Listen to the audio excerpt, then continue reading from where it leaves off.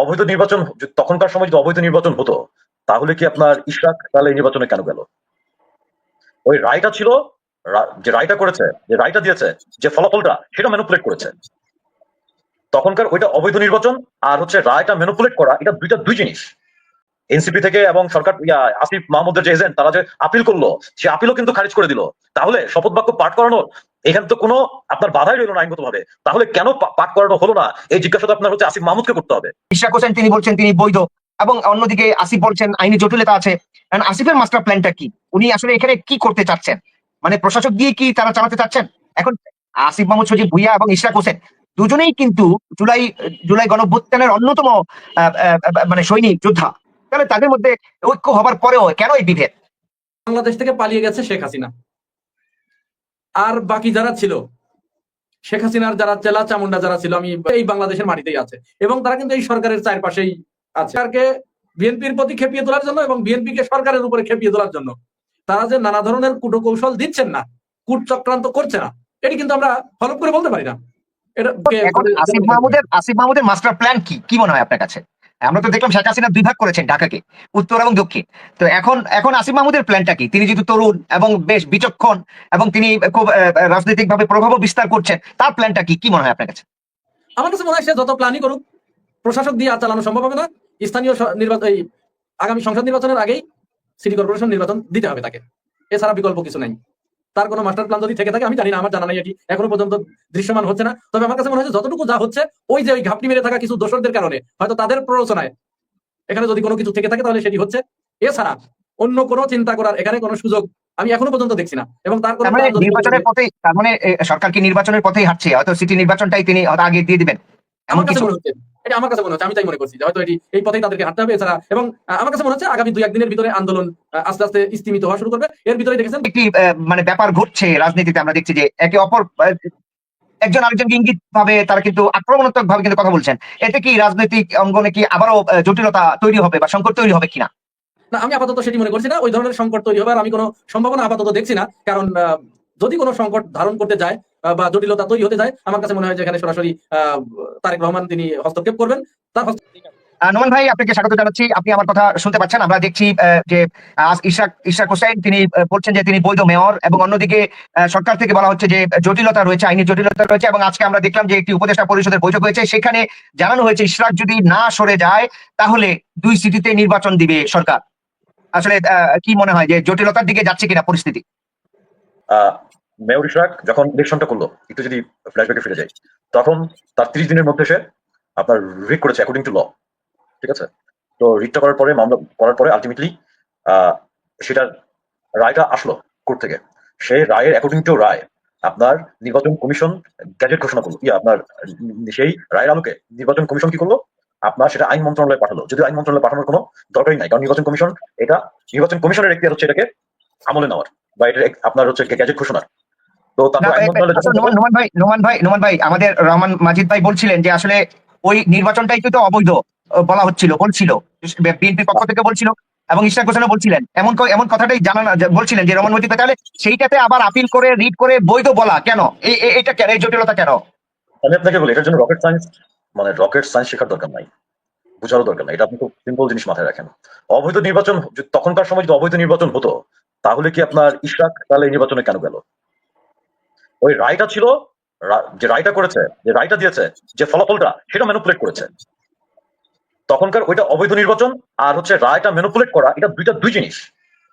এটা আপনাকে বুঝতে হবে। এটা যদি কেউ না বুঝে, তাহলে তার আমার মনে হয় যে আরেকটু এটা নিয়ে একটু রিসার্চ করা উচিত।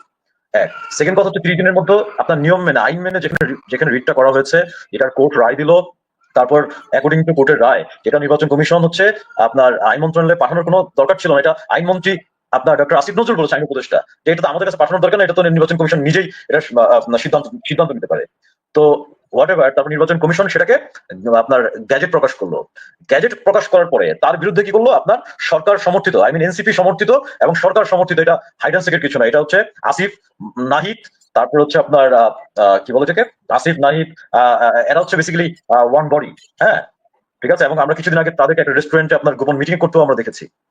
তো যাই হোক, এখন কথা হচ্ছে তারা সেটাকে একজন যে কিনা হচ্ছে দক্ষিণের ভোটারই না, বসবাস করে কিন্তু ভোটারই না সে, তাকে দিয়ে হচ্ছে সেখানে হচ্ছে রিট করানো হলো, হোয়াট এভার, রিট খারিজ করে দিল, সেটা আপিলে গেল, আপিল থেকেও আপনার একটা রায় আসলো। সো আলটিমেটলি আইন অনুযায়ী যদি কেউ আপনার বসতে চায়, তাহলে এখানে স্থানীয় মন্ত্রণালয়ের কাজ কি? স্থানীয় মন্ত্রণালয়ের শুধু এটা কাজ, সেটা হচ্ছে তিনি শপথ বাক্যটা পাঠ করাবেন, মানে একটা আনুষ্ঠানিকতা। তো সেই জায়গায় আসিফ আসিফ মাহমুদ সে কেন, কোন উদ্দেশ্যে, ঠিক আছে, কি ঢাকার জন্য? আমরা রিসেন্টলি দেখেছি তার দুর্নীতির অভিযোগ, তার বিরুদ্ধে যে আপনার গাজীপুর জেলা প্রশাসকের আপনার হচ্ছে নিয়োগের যে দুর্নীতির অভিযোগ, সেটা আমরা পেয়েছি। তারপরে তার যে এপিএস বা পিএস, তার বিরুদ্ধে যে আপনার 350 কোটি টাকার দুর্নীতির অভিযোগ আমরা পেয়েছি। হ্যাঁ, সো আপনার এপিএস পিএস এটা উপদেষ্টার আপনার ইয়া ছাড়া, এটা কি বলে, কনসার্ন ছাড়া এর এত বড় দুর্নীতি আপনার করতে পারে, আপনার মনে হয় এটা? তো না না, আপনার আসলে আসলে নোমান ভাই আসল কথাটা কি, মানে কেন না, না, মনে হয় আমি আপনাদের সেই কি কথা, মনে হয় যে কেন এই জটিলতা, বা কেন আসিফ মোহাম্মদ সজীব ভুঁইয়া শপথ পড়াতে অপারগতা বলছেন, অপারগের কথা বলছেন? আমি বলি বারবার মানে বারবার অনুরোধ করা হয়েছে, বারবার হচ্ছে তাদেরকে বলা হয়েছে যে শপথ বাক্য আপনারা পাঠ করান, শপথ বাক্য পাঠ করান, যেখানে আদালতের রায় যেটা রিট করেছিল, আপিল করেছিল এনসিপি থেকে, এবং সরকার আসিফ মাহমুদের যে এজেন্ট, তারা যে আপিল করলো, সে আপিলও কিন্তু খারিজ করে দিল। তাহলে শপথ বাক্য পাঠ করানোর এখানে তো কোনো আপনার বাধাই রইল না আইনগত ভাবে, তাহলে কেন পাঠ করানো হলো না, এই জিজ্ঞাসা আপনার হচ্ছে আসিফ মাহমুদকে করতে হবে। এক, সেকেন্ড কথা হচ্ছে, এই আইনগত ভাবে যদি আপনি আপনার বৈধতা আপনি পান, তাহলে আপনি যদি মেয়র হিসেবে বসতে চান, এটা কি আপনার লোভ? এটা কি আপনার না না, হচ্ছে, আপনি এটা আপনি কি লোভ আপনার না, হচ্ছে কিন্তু আমরা তো অন্যায়? দেখলাম ইশরাক হোসেন শপথ যেহেতু করাচ্ছে না স্থানীয় সরকার মন্ত্রণালয়, উনি তো দেখলাম যে জোর করেই গিয়ে মানে আমরা দেখলাম যে দক্ষিণের আসলে কি বলে নগর ভবনে গিয়ে উনি বসা শুরু করলেন। এতে তো একটু মিশ্র প্রতিক্রিয়া শুরু হয়েছে। বিএনপি কে তো অনেক আমি আঙ্গুল আপনাকে তুলছে বলি, যে তারা তো আমি তাইলে আপনাকে বলি, ভোট ভোট সবার ছাড়াই তো তারা আঙ্গুল ক্ষমতা তোলা দখল উচিত, করবে।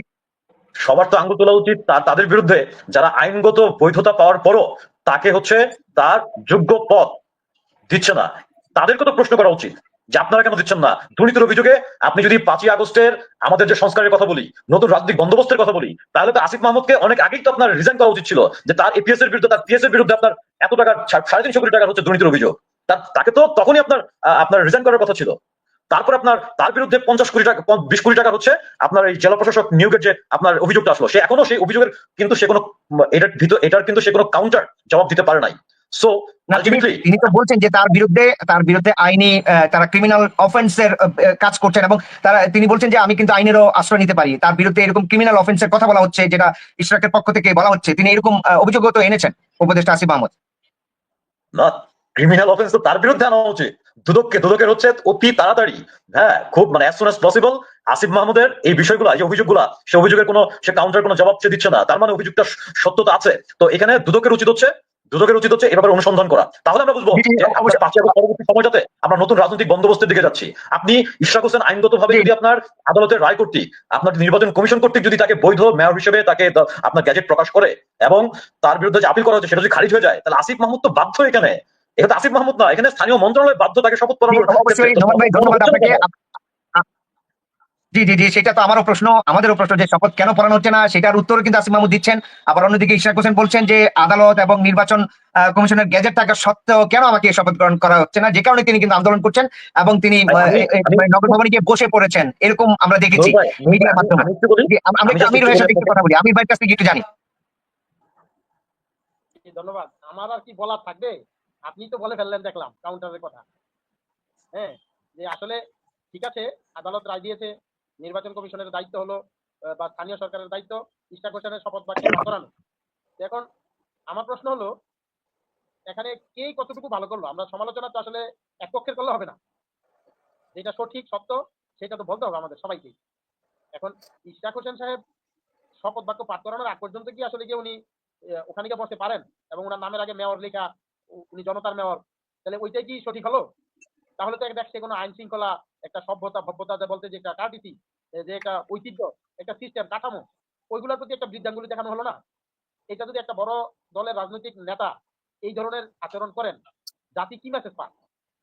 আমি স্বীকার করে নিচ্ছি যে আসিফ মাহমুদ বা স্থানীয় সরকার তার দায়িত্ব পালন করতে অনেক গরিমসি করতেছে এবং সঠিক দায়িত্বটা পালন করছে না।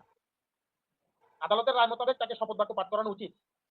এখন তাদের কোনো সীমাবদ্ধতার কারণে অথবা ব্যর্থতার কারণেই যদি শপথ বাক্য পাঠ না করানো হয়, তাহলে কি এখন ইশরাকের এটা দায়িত্ব হয়ে পড়ে যে আমি মেয়র স্বঘোষিত হয়ে গেলাম, আমি গিয়ে বসে পড়লাম?